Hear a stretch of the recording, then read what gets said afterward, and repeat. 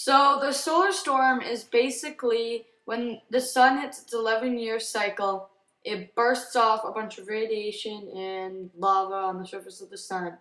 And if it's strong enough at high speeds, it will come to the earth and screw with our electronics and cars which have electrons in them. So this has happened before in 1859. Although in 1859 we didn't really rely on electronics as much as we do now. The thing that really screwed up the most was telegraphs.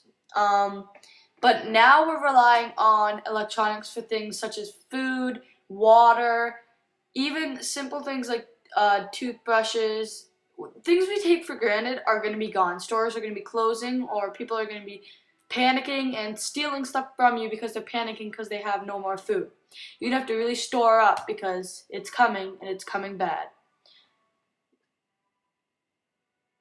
So what up? What food are we supposed to store up? So basically dried food. Some good is canned goods such as chicken soup or tuna fish. And most any canned goods that have a high salt content typically store well. Rice is a must as you use it to bulk up your meals. This way your primary food supply stretches 2 to 3 times as far.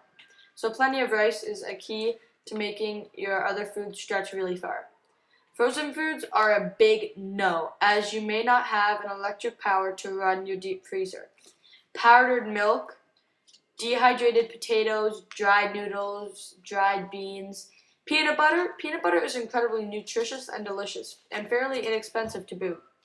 Keep in a constant temperature and humidity to avoid separation. Nuts. Only buy nuts if they're in their shells, as they'll keep for up to a year in the shell, but only 3 to 4 months in a tin or plastic package. Nuts are great for protein and good meat substitute for a vegetarian diet.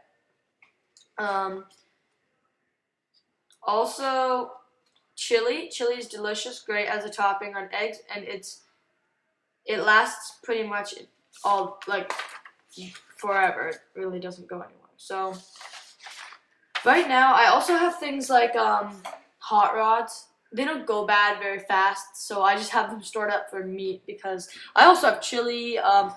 And you know what else is good? You can buy Sloppy Joe sauce in cans, which is actually like meat involved in it.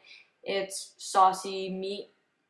That's really good for it too because a lot of people don't realize it. It's not just sauce. It has a high meat processing in it, so that's really smart to do.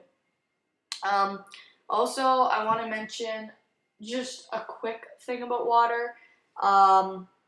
You should have a well of water or those huge bottles of water, but you should have enough for about up to a year, so calculate it. If one person drinks a liter, and then however many people are in your house, times 7, then times that number by 12, that's a year.